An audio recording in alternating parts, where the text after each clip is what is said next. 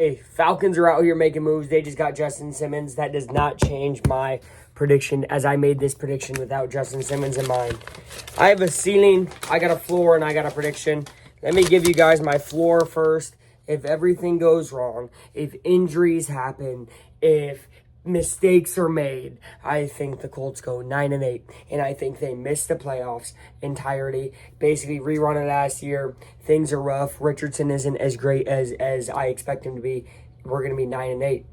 If Richardson is as great as all the super believers believe he will be, and if all the wide receivers do what they need to do, and if the cornerbacks do what I said they could do in yesterday's video, which is ball out, the team will go 13-4.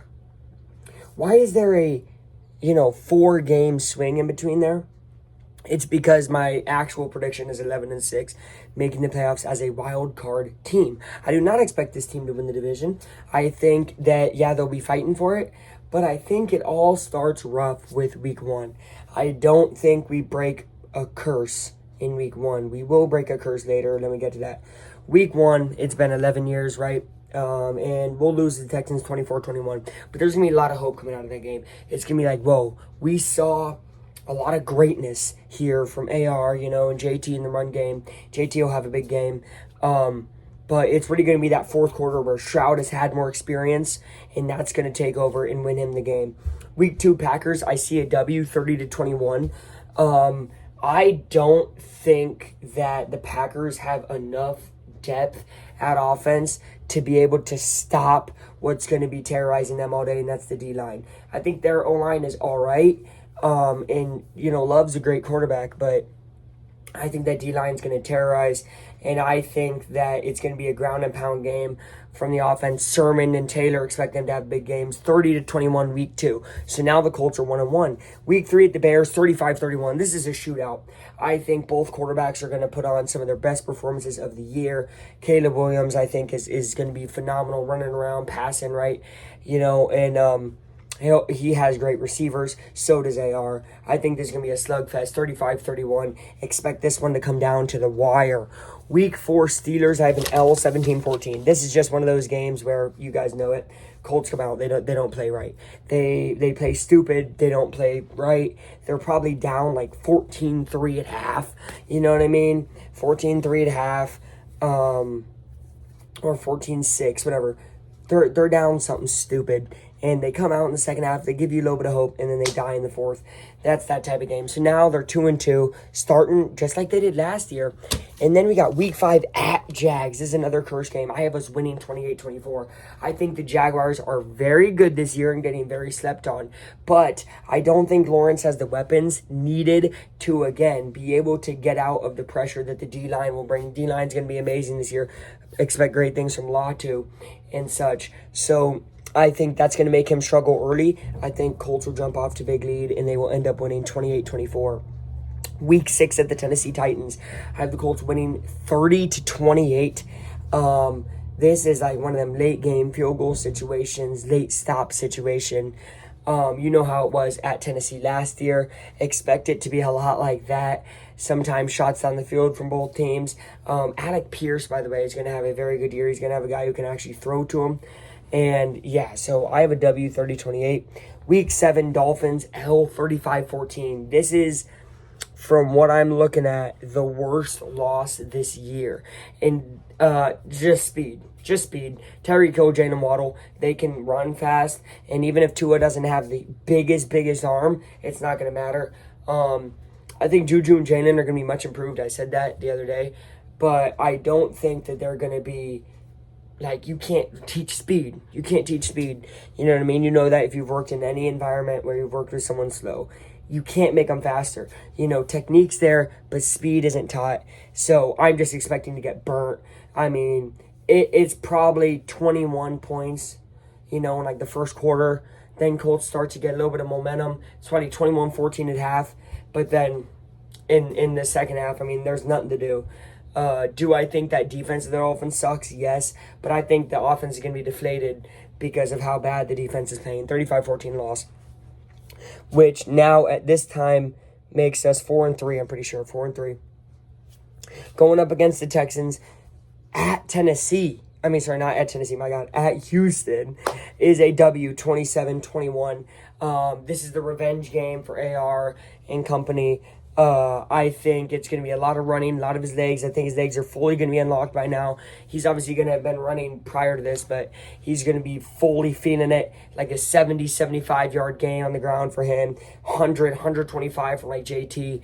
Beautiful run game, and it's going to kill the Texans 27-21. Week 9 at Vikings. This would have been way different if they had J.J. McCarthy. They're going to be bringing out who, you know what I mean? So this is the biggest win of the year, 49-21. This is a revenge game for the comeback that happened a couple years ago with Jeff Saturday where we were up, 33-0. So big revenge game there, 49-21. Colts seal it. Week 10, Bills, L, 35-20. Again, speed. I think there's a lot of good speed guys there in Buffalo. I think 20 is going to be mustered up. I think Bills' defense is going to be a little slept on this year. So, yeah, L, 35-20. Week 11 at the Jets. This is primetime, W, 31-24. I expect this to actually be like 31-17 late. Rodgers will get a drive going, but it'll be too little, too late. I really don't think the Jets are going to be that good this year. I think they're getting a little bit overhyped. Week 12, Lions, 24-14. Lions are just the team that makes me think of grit and grind. I'm thinking Colts aren't going to be able to grit and grind a lot, as you guys are seeing these low-scoring games. I don't have the Colts winning. I really think Colts are going to rely on running up the score. You know, they're going to rely on their offense a lot this year because there are those holes on defense. There's obviously no joke about it. That's why I mentioned Simmons at the beginning of the video. There are holes in this defense, and they really didn't get shored up. So against teams like the Lions who are experienced and have good receivers and have a great quarterback, they're going to lose them. So 24-14 L. And then the Patriots, coming off of that loss from the Lions at home, you have to go to Foxborough. There might be some excitement in Foxborough. I'm expecting the Patriots to only have a few wins here. They got nothing to lose. That's a dangerous Patriots team. Colts always struggle against New England. I have us losing 24-21 before the bye week. Okay? So, before the bye week, y'all, if we tally this up, 1, 4, 5, 6. Okay. We're 7-6 going into the bye week. This is not good. You know what I mean? This is not good. Out of the division race, basically, out of a lot of things. I think the Colts tear it up after the bye week. I think Shane Steichen goes in there, fixes up little things here and there, and brings them out at the Broncos. I think he's going to get there about a week early to get them, you know, better for the elevation. And I think they win 28-21. This is a game I want to be at. I am going to try to be at. I will try to bring you guys a vlog. And yeah, so week 15 of Broncos, 28-21. I do think they're going to be a little salty from losing the preseason. Even though it's just preseason, they're still going to be angry about it.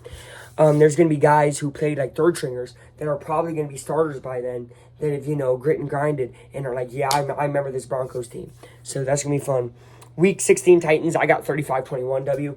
I have a big win here. I think a huge confidence boost off that Broncos win. This is making the team 9-6, right? And this is like, all right, we got to get in the playoffs now. We win one of the next two games, we're definitely going to be in the playoffs. And that's where you have week 17 at Giants and week 18 Jags at home. You win one of these playoffs. So I'm going to tell you right now, 10-7 will get the Colts in the playoffs. It would have last year, right? Would have won them the division. Whatever. Week 17 at Giants, I have a W, 17-10. This is the one time I think the grit and grind will work. I don't think Daniel Jones is a good enough quarterback to be able to carry the Giants over to win that grit and grind game. So it's going to be 17-10. Colts got a W. Week 18 against the Jags at home, 38-35, game-winning field goal. This game doesn't fully matter for playoffs, but it will matter for playoff wildcard seeding. I think this could get us from probably like the 7 seed to the 6, which would be pretty cool. So yeah, last second, like game-winning field goal. Again, this is a game where if they do lose against the Jags, it's not going to matter. This is one I was kind of struggling with because, again, I think the Jags are going to be better than a lot of people think. But yeah, 11-6, seeding 13-4. Literally, if they do anything better than their floor, 9-8, they will make the playoffs. So Colts just have to play to the best of their abilities. Will they? Only time will tell. My prediction is 11-6, wild card, 6 seed in the AFC, narrowly probably losing out to about a 12-13 win Houston Texans team led by CJ Stroud. Shout out to them. They're a good team. Hopefully, things change. I just want y'all to know the ceiling opens up if week 1 is a W against the Texans. Thank you guys for watching this super long video. That's my prediction. Comment down below what your prediction is, why I'm wrong, maybe why you believe this, I believe that, whatever. Tell me what you guys think down below. And until next time, Aflac time out. Like the video, and Latu, take it away. Subscribe to Aflac Time.